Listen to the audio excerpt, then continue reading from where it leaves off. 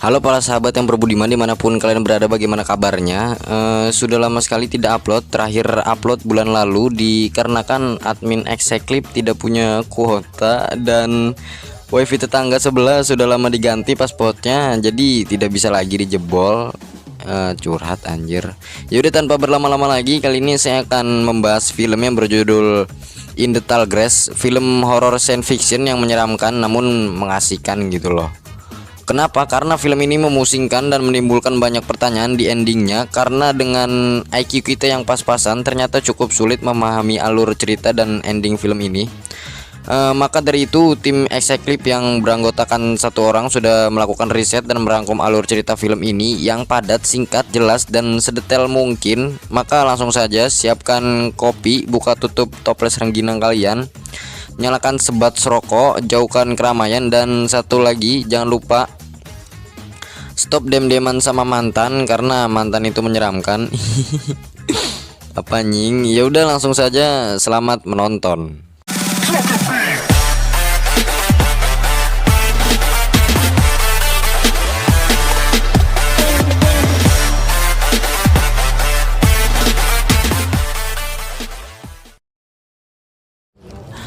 Film diawali dengan dua orang bersaudara bernama Becky dan Carl yang sedang melakukan perjalanan menuju San Diego.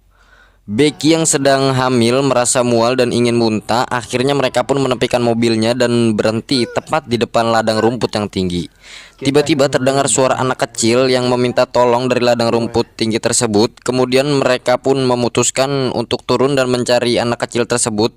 Dan Carl pun memarkirkan mobil di depan sebuah gereja yang ada di sana. Carl mulai masuk ke dalam rumput tersebut disusul oleh Becky dan mereka berdua berjalan sambil memanggil-manggil anak kecil tersebut. Semakin masuk ke dalam, justru mereka berdua malah semakin terpisah satu sama lain.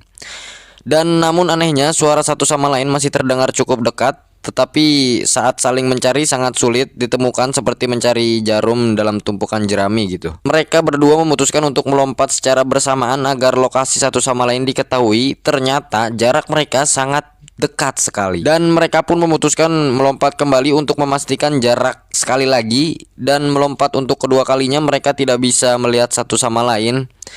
Mereka pun mulai merasa ada sesuatu yang tak beres di sini, dan saya pribadi pun merasakan hal yang sama saat pertama menontonnya. Dan saya malah beranggapan bahwa ada jurik atau genderuwo di sana yang membuat mereka tersesat, tapi ternyata saya salah. Dan Carl pun kemudian berlari mencari Becky, namun Carl malah terjatuh dan terkejut saat melihat mayat seekor anjing yang bernama Freddy.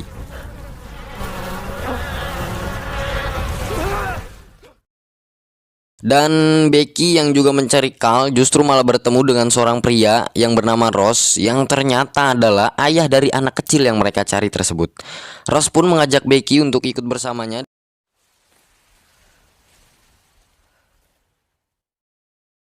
Malam pun tiba. Setelah berjalan, Becky tidak sengaja melihat barang-barang dan rambut berdarah yang tergeletak di tanah. Sontak hal itu membuat bikin kaget, tiba-tiba menghilang dan muncul sosok mengagetkan dari balik rumput tersebut. Adegan jump scare cukup membuat saya kaget waktu itu, tapi saya akan kasih tahu kalian agar kalian tidak mengalami hal yang sama seperti saya gitu loh. Karena kaget itu tidak enak gitu kan. Seperti ini nih.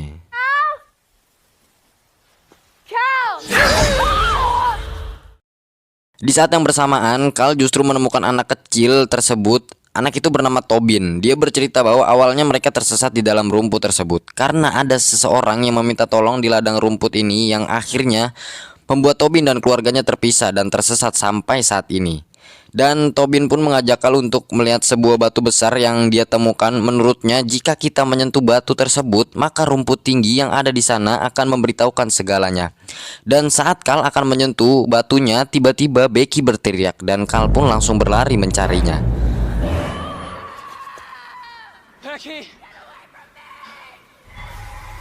Becky! Becky! Scene pun berganti ke seorang pria bernama Travis. Ia adalah mantan kekasih Becky dan ia sedang dalam perjalanan mencari Becky dan Carl yang ternyata sudah menghilang selama 2 bulan lamanya. Di perjalanan, akhirnya dia melihat mobil Carl dan Becky yang terparkir di depan gereja. Dan dia pun turun melihatnya, lalu ia pun memutuskan untuk mencarinya ke dalam ladang rumput tersebut. Cari penyakit nih orang. Namun ternyata Travis lebih cerdas dari mereka semua. Agar tidak tersesat, ia pun mengikat rumput untuk menandai jalur yang sudah dilaluinya. Tapi nampaknya kecerdasan yang dimilikinya sia-sia saja, karena entah kenapa rumput tersebut seperti hidup dan melepas ikatannya sendiri. Dan Travis pun juga mulai merasakan keanehan saat dirinya menggunakan matahari sebagai kompas alami. Dan dia terkejut saat melihat matahari tiba-tiba berubah posisi menjadi di belakangnya.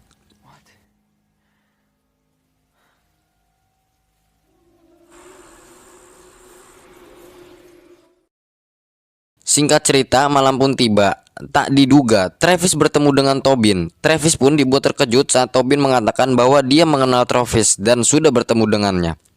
Sebelumnya, Tobin mengatakan, "Saya tahu nama antum dan apa yang antum cari, yaitu Becky kan?" Sampai sini mungkin Anda bingung, ini apa sih? Mungkin Anda harus minum kopi dulu dan nyalakan sebat selagi karena tidak lama lagi semua akan terjawab.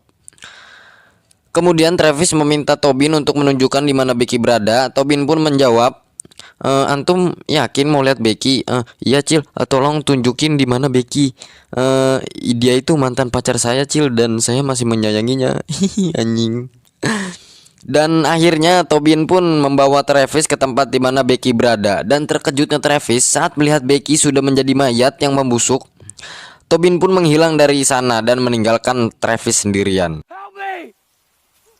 Travis yang nampaknya frustasi akhirnya berteriak minta tolong. Tak diduga, teriakan Travis didengar oleh orang yang berada di pinggir jalan saat itu. Dan Anda pasti terkejut karena orang yang berada di pinggir jalan itu adalah Tobin dan keluarganya.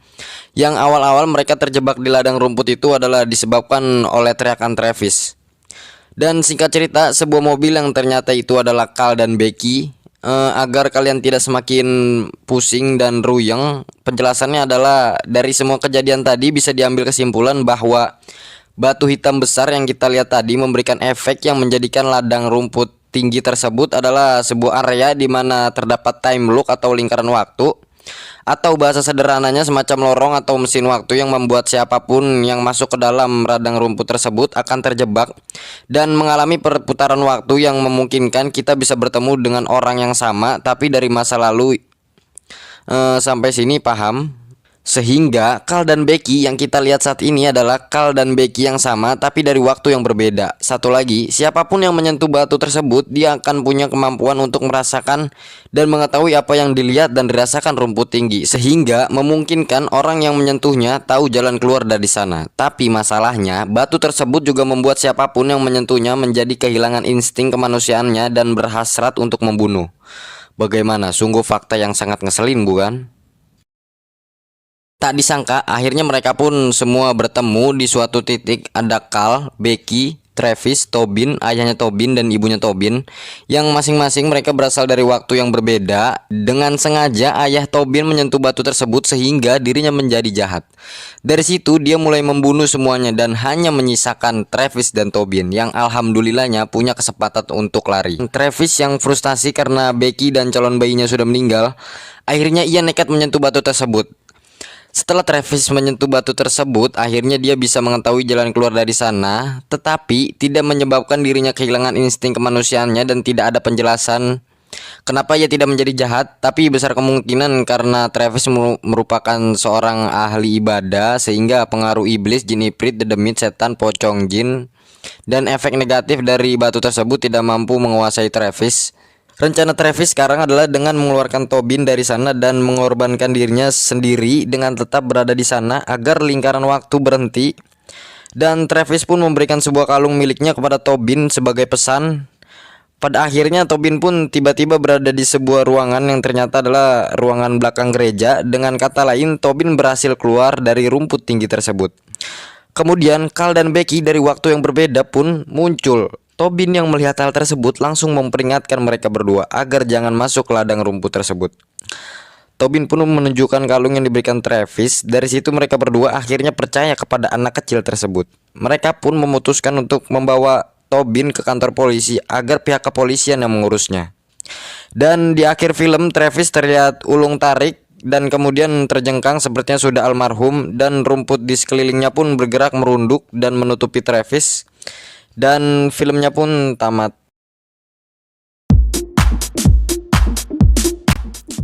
Semoga alur dan penjelasan film ini membuat kalian bisa tidur dengan nyenyak gitu.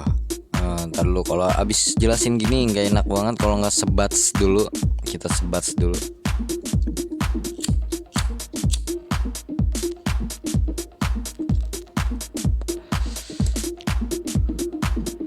Campur namil men rokok gua. Dan sebenarnya ada beberapa fase atau bagian yang masih ambigu dan tanda tanya, tapi secara garis besar cerita dalam film ini kurang lebih seperti yang sudah dipaparkan. Jadi pesan yang bisa diambil dari film ini adalah hati-hati jika main di rumput yang tinggi, bisa jadi Anda akan tersesat selamanya. Apa anjing, yang jelas akhir kata saya admin Execlip, dan jangan lupa nonton video saya yang lain agar saya cepat menaikkan jam tayang.